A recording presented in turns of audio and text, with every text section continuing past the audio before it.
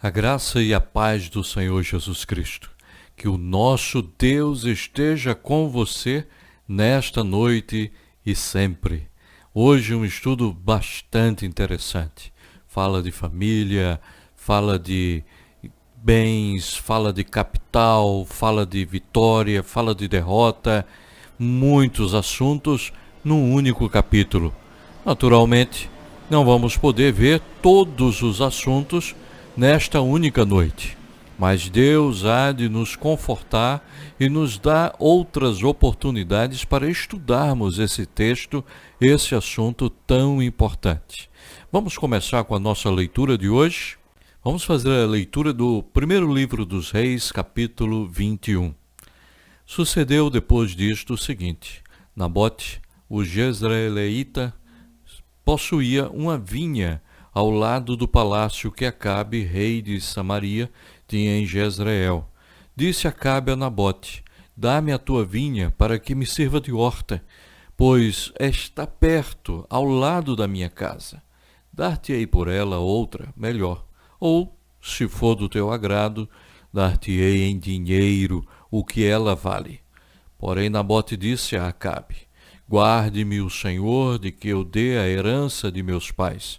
Então Acabe veio desgostoso e indignado para a sua casa, por causa da palavra que Nabote, o jezreelita, lhe falara, quando disse: Não te darei a herança dos meus pais. E deitou-se em sua cama, Acabe, voltou o rosto e não comeu. Porém, vindo Jezabel, sua mulher, ter com ele, lhe disse: Que é isso que tens assim desgostoso o teu espírito e não comes pão? Ele lhe respondeu: Porque falei a Nabote, o jezreelita, e lhe disse: Dá-me a tua vinha por dinheiro, ou, se te apraz, dar-te-ei outra em seu lugar. Porém ele disse: Não te darei a minha vinha. Então Jezabel, sua mulher, lhe disse: Governas tu com efeito sobre Israel? Levanta-te, come, e alegre-se o teu coração. Eu te darei a vinha de Nabote, o jezreelita. Então escreveu cartas em nome de Acabe, selou-as com o sinete dele, e as enviou aos anciãos e aos nobres que havia na cidade, e habitavam com Nabote. E escreveu nas cartas, dizendo: Apregoai um jejum e trazei Nabote para a frente do povo. Fazei sentar defronte dele 2 homens malignos que testemunhem contra ele, dizendo: Blasfemaste contra Deus e contra o rei. Depois levai-o para fora e apedrejai-o para que morra. Os homens da cidade, os anciãos e os nobres que nela habitavam, fizeram como Jezabel lhes ordenara, segundo estava escrito nas cartas que lhes havia mandado. Apregoaram um jejum e trouxeram Nabote para a frente do povo. Então vieram 2 homens malignos, sentaram-se defronte dele e testemunharam contra ele, contra Nabote, perante o povo, dizendo: Nabote blasfemou contra Deus e contra o rei. E o levaram para fora da cidade e o apedrejaram. E morreu. Então mandaram dizer a Jezabel: Nabote foi apedrejado e morreu. Tendo Jezabel ouvido que Nabote fora apedrejado e morrera, disse a Acabe: Levanta-te e toma posse da vinha que Nabote, o jezreelita, recusou dar-te por dinheiro.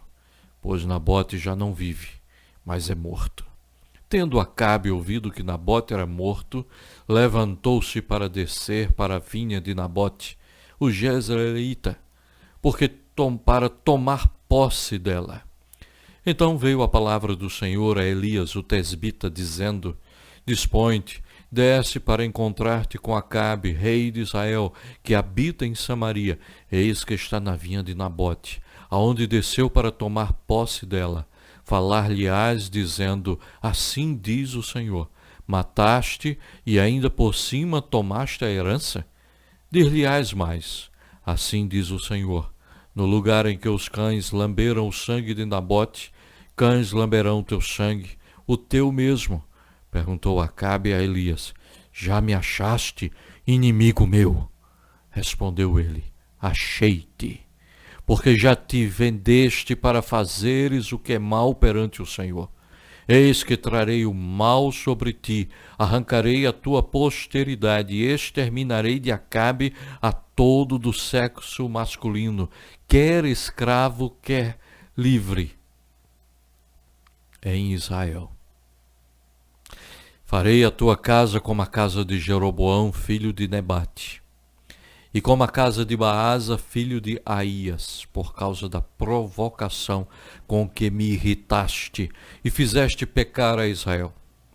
Também de Jezabel falou o Senhor: os cães devorarão Jezabel dentro dos muros de Jezreel. Quem morrer de Acabe na cidade, os cães o comerão, e quem morrer no campo, as aves do céu o comerão. Ninguém houve, pois, como Acabe, que se vendeu para fazer o que era mal perante o Senhor, porque Jezabel, sua mulher, o instigava, que fez grandes abominações, seguindo os ídolos, seguindo tudo o que fizeram os amorreus, os quais o Senhor lançou de diante dos filhos de Israel. Tendo Acabe ouvido estas palavras, rasgou as suas vestes, cobriu de pano de saco o seu corpo e jejuou. Dormia em panos de saco e andava cabisbaixo. Então veio a palavra do Senhor a Elias, o tesbita, dizendo: não viste que Acabe se humilha perante mim? Portanto, visto que se humilha perante mim, não trarei este mal nos seus dias, mas nos dias de seu filho o trarei sobre a sua casa. Vamos orar ao nosso Deus, vamos fechar os nossos olhos e pedir que Deus esteja nos abençoando e nos confortando espiritualmente, porque só Ele pode nos instruir, só Ele pode nos trazer paz e conforto espiritual. Feche seus olhos. Pai bendito, graças te damos, porque a tua palavra santa, bendita, maravilhosa, ela nos sustenta, ela nos alimenta. E são tantas lições, são tantas as aplicações que já vemos aqui nesse texto sagrado, mas não podemos deixar de pedir a iluminação que vem de ti. Ilumina-nos, ensina-nos, instrui, ó Senhor, o teu povo. Nós te rogamos, pedimos humildemente, em nome de Jesus. Amém. Que Deus esteja nos abençoando e nos dando a sua graça sobre cada um de nós, para que nós possamos aprender o que Deus tem para as nossas vidas. A palavra de Deus nos mostra que no capítulo anterior, também como neste capítulo, a princípio, principalmente no capítulo anterior, que a narrativa do texto inspirado não nos fornece nenhuma descrição das atividades de Elias após o chamado de Eliseu para o ministério. Mas podemos estar certos de que eles remiram o tempo. É provável que eles, nas partes mais remotas do país, se empenharam em instruir o povo na adoração do Senhor, contrapondo-se à idolatria prevalecente e à corrupção geral, trabalhando diligentemente, mas de forma serena, para executar uma reforma consistente. E nós estamos chegando ao dia da reforma. 31 de outubro de 1517 era uma reforma. Depois Josias fará também uma reforma, tanto estrutural como também uma reforma espiritual. E Elias e Eliseu estavam trabalhando nessa reforma espiritual também. Parece que eles, seguindo o exemplo de Samuel, descrito no primeiro livro de Samuel, capítulo 10, versículos 5 a 10, e no capítulo 19, versículo 20, fundaram escolas em diversos lugares, preparando jovens para a função profética, instruindo-os no conhecimento da lei de Deus e preparando-os para tornarem-se expositores dessa lei junto ao povo e também para dirigir a leitura e o cântico dos salmos. Um trabalho, de fato, muito importante. baseamos esse ponto de vista no fato de se mencionarem no segundo livro dos Reis, capítulo 2, versículo 3 a 5, os discípulos dos profetas que estavam em Betel e em Jericó. Desse modo, Elias e Eliseu puderam seguir por 1 ou 2 anos sem serem incomodados, porque Acabe, como vimos no estudo anterior, estava ocupado demais para perturbar os profetas. Como são maravilhosos os caminhos de Deus, né? Ele estava ocupado demais, não com a vinha de Nabote, mas estava ocupado demais, estudamos na semana passada, com a guerra contra Ben-Hadad. Então ele tinha a sua ocupação. Os reis e seus exércitos são apenas peças do jogo que ele move, que o próprio Deus move, e ali, conforme ele deseja, coloca cada um no seu devido lugar. No cenário que temos à nossa frente, por meios variados que o Senhor emprega para proteger os seus servos daqueles que poderiam prejudicá-lo, ele sabe como impedir as investidas dos seus inimigos que se oporiam aos esforços piedosos para agirem de forma correta. Por isso, é muito fácil de a gente entender que Acabe estava ocupado demais para perturbar Elias e Eliseu, e Elias e Eliseu estavam construindo a escola de profetas nesses 2 lugares que acabamos de mencionar. Mas os 2 profetas continuam a sua obra, e eles pregavam para o povo, instruíam os seus irmãos mais jovens por um tempo, e levando a consideração da promessa do primeiro livro dos Reis, capítulo 19, versículo 18, podemos concluir que a bênção do Senhor se manifestava sobre os seus esforços. Com prazer eles teriam permanecido nessa silenciosa e alegre ocupação, mais que apropriada para ficarem longe das vistas da corte. Mas os ministros de Deus não devem esperar uma vida estável e fácil. Não vai ser fácil. Pode ser que por breve tempo lhes seja concedido isso, especialmente depois de entrarem em um serviço duro e perigoso, mas precisam manter-se em constante prontidão, para serem chamados da sua tranquila atividade para novos conflitos e obrigações mais difíceis, que provarão a sua fé e exigirão toda a sua coragem. Era isso que agora acontecia com Elias. Uma nova provação o aguardava, uma experiência bem difícil, nada menos do que ser chamado a confrontar Acabe outra vez para pronunciar a sua condenação. Mas antes de considerar isso, precisamos ver o que ocasionou essa sentença. E deitou-se na cama, voltou o rosto e não comeu pão. Primeiro livro dos Reis, capítulo 21, versículo 4. O texto refere-se a Acabe. Aqui está deitado o rei de Israel, em um quarto de um palácio, em um momento de depressão, de tristeza profunda. O que ocasionou essa situação? Será que algum invasor subjugou o exército dele? Isso poderia lhe prejudicar. Os seus soldados ainda se regozijavam com a vitória obtida contra os sírios. Será que os falsos profetas sofreram outro massacre para ele estar assim tão triste? Um outro episódio semelhante ao de Carmelo? Não, nada disso. Será que a sua companheira real tinha sido abatida pela mão da morte? Não. Jezabel permanecia ainda bem viva, prestes a conduzi-lo a uma perversidade ainda maior. O que então fez surgir a melancolia do rei? O contexto nos diz: junto da residência real havia uma vinha de propriedade de um dos seus súditos.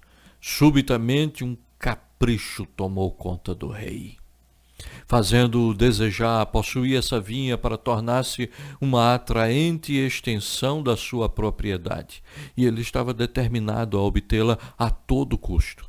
Os ricos não estão satisfeitos com o que já possuem. A medida do ter nunca é cheia, seja na minha ou na sua vida. Por isso que devemos estar sempre atentos contra isso, sempre preocupados e pensativos sobre essa realidade. Será que eu não estou vivendo um tempo de cobiça? Será que não estamos desejando constantemente mais, mais, mais, mais? Acabe dirigiu-se a Nabote, o proprietário dessa vinha, e propôs-se dar-lhe uma vinha melhor em troca dessa, ou então adquiri-la à base de dinheiro. Aparentemente essa foi uma proposta inocente. Na realidade foi uma tentação sutil. Também a terra não se venderá em perpetuidade, porque a terra é minha. Ele esqueceu das palavras do Pentateuco. Levítico 25, 23 diz exatamente isso. Vamos repetir. Também a terra não se venderá em perpetuidade, porque a terra é minha. Assim, a herança dos filhos de Israel não passará de tribo em tribo, pois os filhos de Israel se hão de vincular cada um à herança da tribo dos seus pais. Nabote estava fiel. Nabote estava seguindo a palavra do Senhor, conforme Números 36, versículo 7, Levítico 25, capítulo 25, versículo 23, mas Acabe não.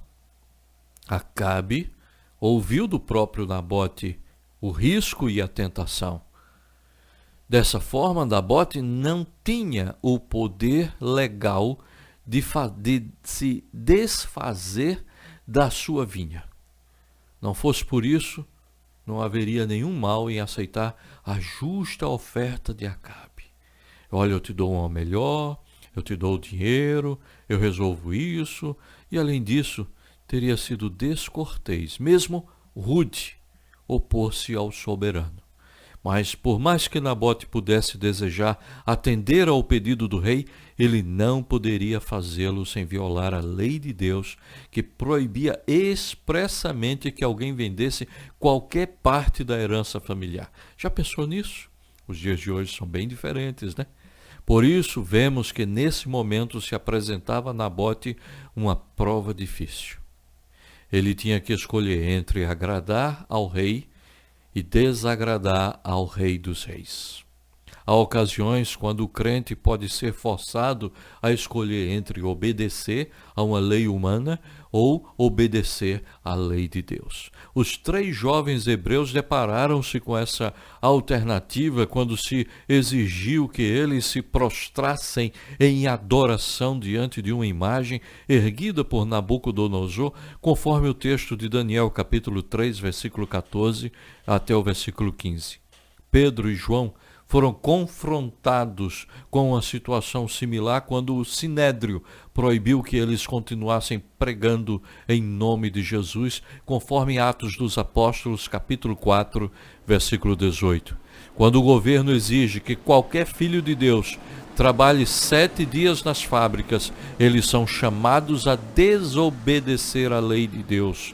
Lembra-te do dia de sábado para o santificar. Deuteronômio capítulo 20. Apesar de dar a César as coisas que César requer com justiça, sobre nenhuma circunstância devemos deixar de dar a Deus as coisas que Ele exige de nós, e se nos for pedido roubar a Deus, nosso dever é simples e claro. A lei inferior precisa sujeitar-se à lei mais elevada. A lealdade para com Deus tem precedência sobre todas as outras considerações. O exemplo dos 3 jovens hebreus nos dias de Daniel e o dos apóstolos não deixam dúvida nesse ponto. Como devemos ser gratos que as leis do nosso país tão raramente entre em conflito com a lei de Deus. Não é bom?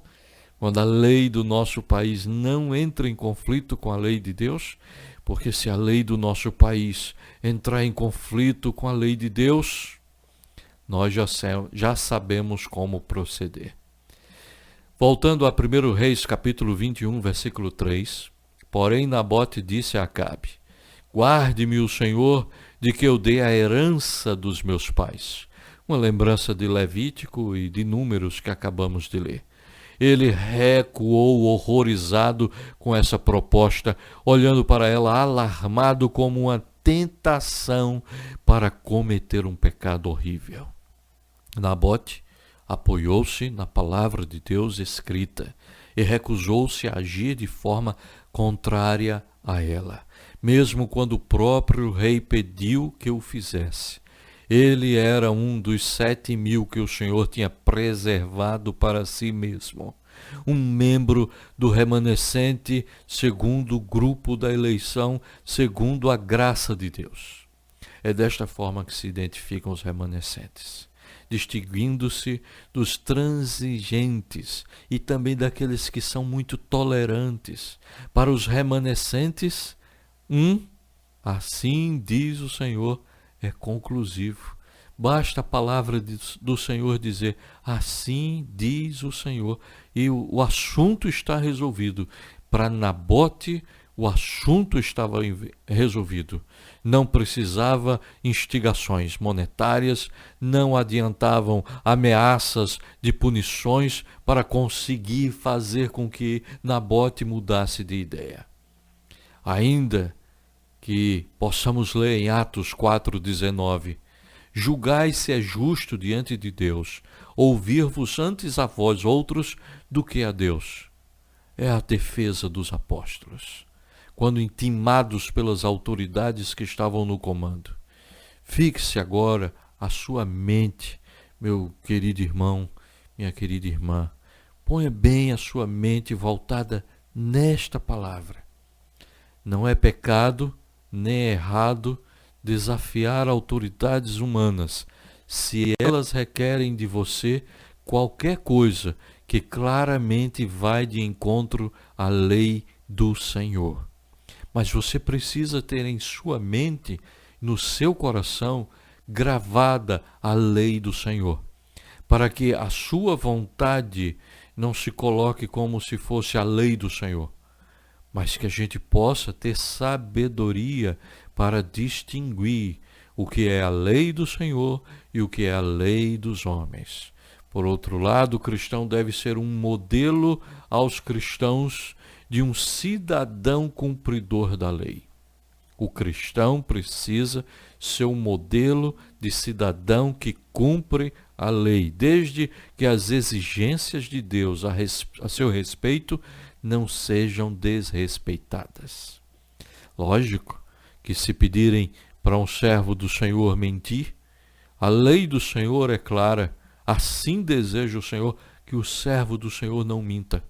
Então não há motivo para que não há motivo para a gente dizer mentiras em obediência a homens. Não há motivo para isso. Acabe sentiu-se então grandemente ofendido com a recusa de Nabote, porque naquela frustração do seu desejo, o orgulho de Acabe foi ferido e tão contrariado ficou ao receber a resposta negativa de Nabote, que ele perdeu o ânimo. Como uma criança mimada, quando se contradiz a sua vontade, o rei agora está magoado, de forma com que esse contratempo ele fica como um deprimido, um triste, acabrunhado no seu quarto, choroso, recusando-se a alimentar. Eu não quero comer. Que descrição do rico infeliz. Acabe é um rico infeliz. Nem os milionários, nem os que ocupam funções elevadas são dignos de inveja, pois nem a riqueza material, nem as honras mundanas conseguem trazer contentamento ao coração. Nada satisfaz um coração cheio de cobiça. Salomão foi prova disso. Foi-lhe concedida a oportunidade de possuir tudo o que desejava o homem natural. E então descobriu que tudo era vaidade e correr atrás do vento. Essa é a conclusão do rico Salomão, quando escreve no livro de Eclesiastes. Depois dele rico, depois de ter muitos amores, de ter muitas esposas, de ter tudo aos seus pés, ele entende e ele descobre: tudo é vaidade e correr atrás do vento. Acabe não tinha essa capacidade de entendimento. Não temos aqui um solene alerta para a gente? A gente não está sendo alertado do perigo de querer ficar correndo atrás de riquezas e de enriquecimento e cobiçando e querendo as coisas dos outros, esquecendo a palavra do Senhor? Tende cuidado e guardai-vos de toda e qualquer avareza, porque a vida de um homem não consiste na abundância dos bens que ele possui. Lucas capítulo 12, 15. Invejar é estar descontente com a porção que Deus me deu e querer algo que pertence ao meu próximo. Isso é inveja. E esse é mais um pecado de Acabe. Além de todos os seus pecados de idolatria, como também o pecado que foi de forma demonstrada, de forma tão clara no capítulo 20, agora no capítulo 21 mostra o pecado da inveja no coração de Acabe. Os desejos desordenados sempre conduzem ao desgosto, deixando a gente incapaz de usufruir aquilo que é nosso. Não tenha inveja, não cobice, não tenha inveja do que é dos outros. Diz o texto sagrado: porém, vindo Jezabel, sua mulher, ter com ele, lhe disse: que é isso que tens assim, desgostoso o teu espírito, e não comes pão? Ele lhe respondeu: porque falei a Nabote, o Jezreelita, e lhe disse: dá-me a tua vinha por dinheiro, ou se te apraz, dar-te-ei outra em seu lugar. Porém ele disse: não te darei a minha vinha. Como é fácil dar uma impressão falsa, mesmo a respeito da pessoa tão justa. Porque Acabe era o injusto e Nabote era o justo. Nabote não estava fazendo nada errado. Ele estava cumprindo as determinações de Deus. Acabe não mencionou o cuidadoso desgosto de Nabote. Notaram? Acabe não mostrou a tristeza de Nabote quando ele diz: longe de mim, eu não posso, meu senhor, é herança do meu pai, como que lembrando o texto de Levítico e de Números. Não, ele não deu sinal nenhum de que Nabote estava triste em ter que recusar a venda. Não. Mas fala dele como se tivesse Nabote agido apenas com insubordinação. Isso é outro pecado. Não dirás falso testemunho. E esse assunto de falso testemunho aparece logo nas decisões de Jezabel. Ao ouvir essa declaração, Jezabel imediatamente revelou o seu caráter horroroso. Governas tu com efeito sobre Israel? Levanta-te, come e alegre-se o teu coração. Eu te darei a vinha de Nabote, o Jezreelita. Então a gente começa a entender o texto, porque o pretexto era confortar o marido aflito. Mas confortar o marido aflito, ela alimenta o seu orgulho, alimenta a sua ira, sopra as brasas da sua perversão. Palavras de Matthew Henry.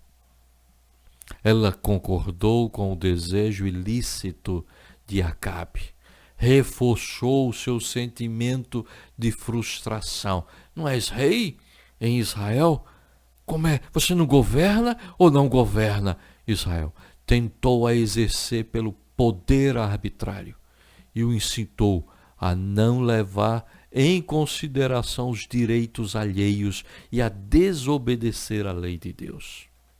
Vais deixar que um súdito frustre os teus planos? Não sejas tão melindroso, usa o teu poder real em vez de ficar aí chorando, angustiado por causa de uma recusa. Vinga-te, levante-se essa mulher era vil. Agora planeja um plano diabólico para tirar à força a herança que pertencia a Nabote. Primeiro ela recorre à falsificação. Somos informados pelo texto que ela escreveu cartas em nome de Acabe, selou-as com o sinete dele e as enviou aos anciãos e aos nobres que havia na sua cidade e habitavam com Nabote. Segundo, ela deliberadamente se torna culpada de hipocrisia. Apregoai um jejum. Isso é hipocrisia. Não tem nada de pureza, não tem nada de santidade, não é um jejum para glorificar o Senhor, para descobrir a vontade do Senhor, não é um jejum para fazer justiça, é um jejum hipócrita, é um ato religioso hipócrita. Apregou um jejum, diz o versículo 9, para dar a impressão de que uma terrível perversidade havia sido descoberta, pondo em risco o juízo divino. Olha, vamos jejuar, porque é algo muito sério. É falsa essa mulher. A cidade, caso tivesse sabido disso, ela precisava ser preparada. A história agora está repleta de provas de que crimes mais vis têm sido com frequência perpetrados sobre o disfarce da religião. E é justamente isso que Jezabel está usando. Ela está fazendo com que a religião seja um instrumento da sua maldade. Terceiro lugar, ela abertamente comete falso testemunho. Mais uma quebra dos 10 mandamentos. Subornando homens que jurem falsamente. Trazei Nabote para a frente do povo, para dar a impressão de submetê-lo a um julgamento justo por meio de um processo legal. Fazeis sentar defronte dele 2 homens malignos, essa é a recomendação de Jezabel, que testemunhem contra ele, dizendo: blasfemaste contra Deus e contra o rei. Você vê isso no versículo 9 e no versículo 10. Nesse caso, mesmo no lugar do juízo, reinava a injustiça. Era para ter justiça, mas ela transforma tudo num grande espetáculo horrendo, mentiroso. Aqui está uma mulher que semeava o pecado com as 2 mãos. Ela não apenas conduziu Acabe a afundar-se mais na iniquidade, mas arrastou os anciãos e os nobres da cidade para a lama do seu crime, e ela estava como que inspirada pelo próprio diabo. Ela fez que os filhos de Belial, as falsas testemunhas, se tornassem piores do que já eram. Ela tornou-se tanto ladra como assassina, roubando de Nabote tanto o seu bom nome que Nabote tinha, quanto a sua herança. Os anciãos e os nobres de Israel foram subservientes e desprezíveis ao ponto de executar as ordens dela, o que é um sinal seguro de que o reino estava maduro para o juízo, estava pronto para ser condenado. Quando aqueles homens que ocupam cargos elevados são ímpios, quando pessoas que ocupam cargos elevados são inescrupulosas, não tardará muito para que a ira do Senhor caia sobre aqueles que são presididos por eles, pela instigação desses nobres e anciãos, destes homens religiosos, enganados e enganando, subservientes, sem questionar uma palavra do Pentateuco, como Nabote rapidamente fez lembrança, porque Nabote, voltamos a repetir, é um daqueles que não dobrou os joelhos diante de Baal. Ele não se afastou dos caminhos do Senhor. Nabote foi levado para fora da cidade e o apedrejaram e morreu. os seus filhos também sofreram destino semelhante. E isso a gente entende lendo segundo livro dos Reis, capítulo 9, versículo 26. Veja esse texto. Para que cessasse o legado da herança. Morre Nabote, morrem seus filhos, uma tragédia, uma família, por causa de gente cobiçosa, por causa de gente inescrupulosa, por causa de gente vil, que quebra 1, 2, 3, 4 mandamentos do Senhor. Todos os mandamentos são corrompidos. E até pregoado um jejum. E a família de Nabote morre. Nós vamos continuar na próxima quinta-feira. Nesse instante eu quero convidar você para orar comigo, pedindo: Senhor, livra-me do mal. Senhor, livra-me do olhar invejoso. Livra-me da cobiça alheia. Livra-me de ser cobiçoso. Livra-me de ser invejoso. Livra-me de cometer tais pecados semelhantes a Acabe e Jezabel. Mas livra-me também de pessoas assim. Gente invejosa, disposta a matar, disposta a virar as costas para Deus, para destruir o fiel, o justo. Você acha que Deus ouve essa oração? Eu creio que Deus ouve esta oração. Eu creio que Deus pode nos livrar. Eu sei que o fim do injusto, o fim do ímpio, é um fim triste, é um fim de sofrimento. Vamos orar? Bendito Pai, muito obrigado pela Tua misericórdia. Muitas vezes, ó Senhor, somos cercados de pessoas invejosas, pessoas que querem os cargos que ocupamos, que querem o dinheiro que nós juntamos com suor e com trabalho justo, trabalho fiel. Muitas vezes querem roubar a herança que os nossos pais deixaram. Muitas vezes vemos, Senhor, que tudo isso vem do maligno e nós muitas vezes nos sentimos como um Nabote, mas sabemos que assim como o sangue de Abel clamou, também o sangue de Nabote foi vingado, foi feita a justiça, justiça divina, justiça perfeita, justiça santa. Afasta de nós esses tipos de pecado, porque para nós que estamos em pé, que nós que pensamos que estamos em pé, precisamos estar atentos, vigilantes, para não cometermos os mesmos erros que Acabe. Mas, ó Deus, também livra-nos de pessoas como Jezabel, como Acabe, que venham, Senhor, para matar, roubar e destruir. Livra-nos de gente assim. Põe-nos sobre as tuas asas, debaixo das tuas asas. E livra-nos, ó Senhor, de todo o mal. Em nome de Cristo Jesus. Amém.